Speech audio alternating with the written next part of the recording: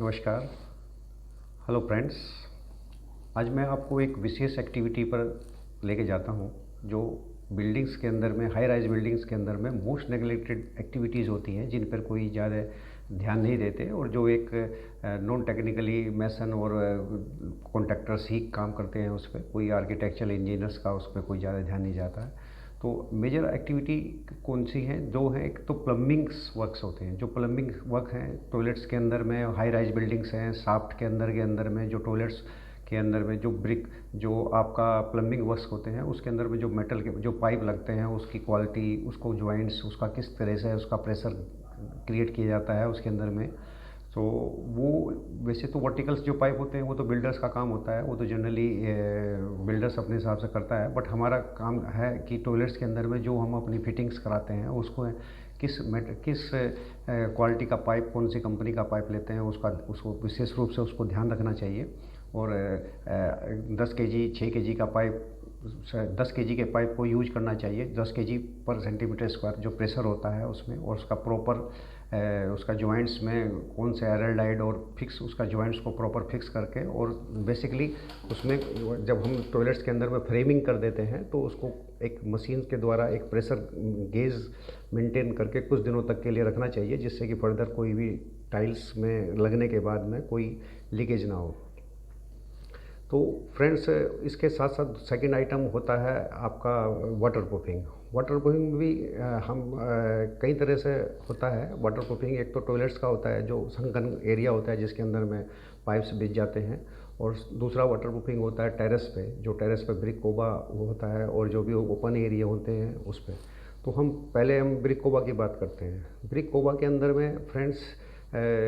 सबसे पहले क्या होता है कि ब्रिक कोबा के अंदर जो छत होती है, छत पे साइड में हम ब्रिक वर्क उठा देते हैं, वहीं से आरसीसी के सरफेस से कोई जॉइंट नहीं होता। और उसकी ब्रिक वर्क उठाने के बाद में जनरली जो बिल्डर्स होते हैं ब्रिक वर्क जो पैरापिट्स होते हैं उसकी पैरापिट्स को कवर नहीं करते प्रॉपर। उसके ऊपर में जो टॉप लेयर होती है उस पर कोई कोपिंग वगैरह नहीं डालते, एक मसाला टाइप का ही लगा देते हैं, जिससे कि वो बाद में कभी कभी क्या होता है लॉन्ग टर्म के अंदर में जा करके जब उसमें बरसात होती है तो बरसात में पिनिंग होती है। पिनिंग होने से उसका जो ऊपर का जो प्लास्टर की लेयर होती है वो धीरे धीरे उसे क्या होता है कि उसको पिनिंग होती है, तो बरसात में वो अंदर मॉइस्चर सोख लेता है, और बाहर जब बिल्डिंग देखते हैं तो वो एक धीरे धीरे प्लास्टर फूलने लगता है, और 6-7 महीने, साल 2 साल के बाद में बाहर का जो पोजीशन है, जगह जगह प्लास्टर गिरने लगता है, जगह जगह पेंट उखड़ने लगता है। तो उसके लिए सबसे पहले जो मैं समझता हूँ कि जो एक अनअवेयरनेस है कि उसके ऊपर में एक कोपिंग होती है, आरसीसी की एक लेयर होती है जिसका स्लोप अंदर की तरफ होता है, जो पीछे 70 mm का एक कोपिंग होती है, 70 mm लगभग पीछे मोटी होती है, 50 mm अंदर की साइड में एक आरसीसी की लेयर डल जाती है, जो उसके ऊपर कभी भी बरसात का जो पानी होता है वो एक तो स्लोप मेंटेन रहता है, अंदर आ जाता है, और ऊपर से जो उसको पिनिंग नहीं कर पाता, वाटर की जो लेयर्स हैं वो पिनिंग नहीं कर पाती, उससे कभी भी मॉइस्चर जो है वॉल पर नहीं आता। सेकंड, हम ब्रिक कोबा की बात करते हैं आज।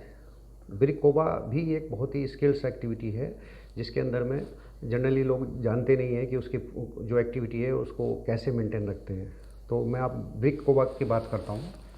ब्रिक कोबा में सबसे पहले हम जो सरफेस है, जो हमारी लिंटल है, लिंटल सरफेस को हम प्रॉपर चिपिंग करके जो उसका लूज पार्ट है, जो लूज मटेरियल है, वो सबको हटा करके वॉशिंग कर देते हैं। वॉशिंग करने के बाद में उसको डस्टिंग पूरा करने से मीन्स पर्पज़ ये है कि जो उसके अंदर में डस्ट का पार्ट है वो हमें 100% 100 डस्ट पार्ट रिमूव हो जाना चाहिए। चिपिंग क्लीनिंग होने के बाद उसमें से एक सिका है, डॉक्टर फिक्सिट है, या 2-3 मार्केट के अंदर में जो केमिकल्स हैं, अच्छी ब्रांड का केमिकल होना चाहिए। उसका 1 केजी 2 केजी सीमेंट में 1 लीटर, 2 केजी सीमेंट 1 लीटर का एक घोला बना करके मिक्स करके उसको इस पूरी सरफेस पे उसको एक पूरा लेयर बिछा दी जाती है। ध्यान ये रहना चाहिए कि जो मेरी आरसीसी की सरफेस है और जो उसकी पैरापिट की ब्रिक वर्क वाल है उस पर भी कम से कम 1 फुट तक लेयर होना चाहिए, सो दैट कि उसका जो गोला टाइप का जो बनता है किनारे में, वो उस गोले पे भी जो मॉइस्चर है वो अंदर में इंजेक्ट नहीं होना चाहिए सरफेस से। तो उसको जितना हाइट 1-1.5 फुट तक हाइट तक ले जाना चाहिए। जब एक लेयर बिछाने के बाद फाइनली हम उसके ऊपर में एक चूँकि स्लोप मेंटेन होना आता है, जहाँ उसका ड्रेनेज पाइप निकालना होता है, उस ड्रेनेज पाइप तक स्लोप मेंटेन करने के लिए सबसे पहले हम इनिशियली सरफेस पे ही स्लोप मेंटेन कर देते हैं। उसके लिए हम 1:4 का मोर्टार मसाला बना करके उसमें 100 ml का केमिकल भी मिलाया जाता है, जिससे कि सरफेस हमारी मॉइस्चराइज ना हो और उसको एक टुवर्ड्स जिधर हमारा खुर्रा होता है, खुर्रा बोलते हैं, वो जिधर स्लोप होता है उसमें एक तरफ 50 mm से कहीं 30 mm 20 mm तक का सरफेस बनाने के बाद में, स्लोप बनाने के बाद हम फाइनली उस पर ब्रिक्स जो हमारी आदि कंस्ट्रक्शन के दौरान में जो ब्रिक्स टूटी हुई मिल जाती हैं वो, या मार्केट में से जो आधा होता है, हाफ पीस है, हाफ पौना पीस जो टूटे हो जाते हैं उनको इकट्ठा करके चढ़ाई जाती हैं, उनकी लेयर बिछा दी जाती है। मतलब ब्रिक्स को बिछा करके एक सरफेस को हो जाती है। उसमें 30 से 40 mm का 20 mm तक का गैप होना चाहिए बीच के अंदर में, वो बिछा करके उस लेयर को बिछा दी जाती है। वो मतलब अच्छी क्वालिटी की नहीं होती, मतलब एक मीडियम क्वालिटी की ब्रिक्स होती हैं, उनको बिछा करके फाइनली उसके ऊपर में फिर 1:4 का मसाला बनता है। एक रेसो मोर्टार होता है, उसके अंदर में फिर 100 ml का केमिकल मिला करके उसके अंदर में एक पूरी लेयर बिछा, उसको जो गैप है वो भर दिया जाता है उसमें फाइनली, और उस पर एक प्रोटेक्शन प्लास्टर, इसी जो केमिकल मिक्स जो मोर्टार होता है उससे पूरी प्रोटेक्शन प्लास्टर से उसकी लेयर को पूरा ऊपर से पैक कर दिया जाता है। एक दिन के बाद में जब उसकी थोड़ा सा ड्राई हो जाता है तो फाइनली उसके बाद में एक फाइनल जो एक फिल्म 1 लीटर में 2 kg सीमेंट मिला करके फाइनली उसको उस प्रोटेक्शन प्लास्टर को भी एक फिल्म लेयर में पैक कर दिया जाता है, और जो साइड की वो जो ब्रिक्स है उसको भी हाइट तक उठा करके एक लेयर तक उसको प्रॉपर पैक कर दिया जाता है, और 2 दिन के बाद में फिर उसमें प्रॉपर क्यूरिंग वगैरह करने के बाद में उसे सरफेस को प्रॉपर दिया जाता है। मैं आपको दिखाऊंगा एक एक्चुअल भी मैं आपको दिखा रहा हूँ कि ये देखो ये एक्चुअल है। इसके अंदर में जैसे जैसे ये ब्रिक बिछी हुई है, ये सबसे पहले ये लेयर बिछी होती है, उसके बाद में नेक्स्ट ब्रिक होती है, और फाइनल सरफेस भी मैं आपको ये फ़ोटो में आपको दिखा रहा हूँ। तो इस पे बड़ा ध्यान देना चाहिए कि जो ब्रिक कोबा है, ब्रिक कोबा बिल्डिंग की स्ट्रेंथ है, बिल्डिंग की लाइफ है। ये अगर प्रॉपर ढंग से नहीं होती तो सरफेस ऊपर से हमारी वर्टिकल जो बिल्डिंग है G+20 है, G+18 है, वो बिल्डिंग्स हमारी काफ़ी मॉइस्चराइज पकड़ लेती है, और उससे क्या है कि हमारा पूरा जो साइड्स है बिल्डिंग के, तो उससे प्लास्टर छूटने लगता है और बिल्डिंग की लाइफ ख़त्म हो जाती है, और बिल्डिंग में करोड़ों रुपए लग जाते हैं। बट एक छोटी सी एक्टिविटी के दौरान बिल्डिंग की जो हमारी स्ट्रेंथ है वो भी ख़त्म हो जाती है, और बिल्डिंग बाहर से जो बिल्डिंग का रेट्स है, जो कस्टमर्स आते हैं बाहर से देखते हैं, उसकी पोजीशन अच्छी नहीं होती। तो इसलिए हम लोगों को इस पर ध्यान देना चाहिए और एक एक्सपर्ट से ही ये कराना चाहिए।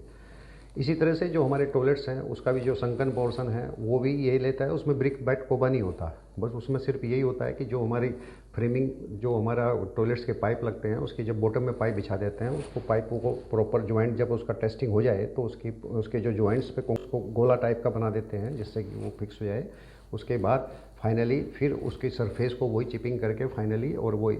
जो टॉयलेट और प्लस ब्रिक की जो वॉल होती है उसमें भी 2-2 फुट ऊपर तक ले जा करके, और उसको वही एक फर्स्ट लेयर पहले बिछा देते हैं। फर्स्ट लेयर बिछाने के बाद 1 लीटर में 2 kg का सीमेंट मिला करके पूरी लेयर बिछा करके फिर उसके अंदर में बिछाने के बाद में फिर उसके लाइट वेट का कुछ संकर, लाइट वेट के कुछ वो होते हैं, लाइट वेट कंक्रीट होती है, उसके कुछ क्यूब्स होते हैं, वो बिछा करके उसके अंदर में फाइनली उस पर भी प्रोटेक्शन प्लास्टर होता है। मतलब जो एक इनिशियल एक लेयर जब बिछ जाती है हमारी केमिकल की, तो 1:4 का एक रेशो बना करके वो इसमें भी स्लोप मेंटेन किया जाता है, और फिर उस पर प्रोटेक्शन प्लास्टर देने के बाद में लाइट खंगर बोलते हैं उनको, उसमें भरने के बाद में जो संकन पोर्शन है वो खंगर भर जाता है। करने के बाद में फिर उस पर एक कंक्रीट की लेयर, एक पीसीसी कंक्रीट 1:2:4 की एक कंक्रीट की लेयर बिछाने के बाद फाइनली फिर उस पर एक केमिकल कोटिंग की जाती है, और केमिकल कोटिंग करने के बाद में उसको एक फुट तक की लेयर को बिछा करके देन फाइनली उसको टेस्टिंग की जाती है। अगर उसमें कोई किसी तरह का लीकेज नहीं है और वॉल पे कोई तरह का लीकेज नहीं है तब उस पर प्रॉपर टाइलें बिछा दी जाती हैं।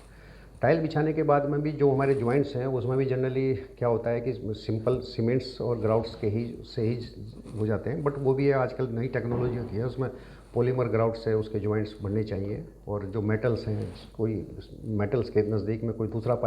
मेटल आता है तो उस मेटल की भी एक अलग थ्योरी है, अलग उसकी क्वालिटी है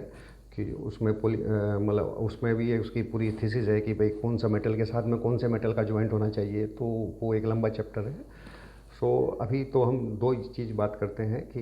एक तो ब्रिक कोबा और प्लस हमारी टॉयलेट की जो संकन पोर्शन है उसका, इन दोनों की ये बहुत मेजर एक्टिविटीज़ हैं। अगर इन पर ध्यान दिया जाए तो बिल्डिंग की लाइफ बनती है, बिल्डिंग की क्वालिटी बनती है, बिल्डिंग की वो लॉन्ग लाइफ के लिए 10-20 साल तक का बहुत अच्छा होता है। अदरवाइज़ अगर हमने किसी लेमैन से, अगर कॉन्ट्रैक्टर से ये काम करा लिया तो 5-7 साल के बाद में जनरली हर रेजिडेंट इस चीज़ को प्रॉब्लम फेस करता है और बाद में क्वालिटी ख़राब होती है, लाइफ ख़त्म होती है बिल्डिंग की। तो मैं आप लोगों से ये कहना चाहता हूँ कि ये दो एक्टिविटी है, इन पर ध्यान देना चाहिए और किसी एक्सपर्ट से इसकी सलाह लेनी चाहिए। नमस्कार, थैंक यू।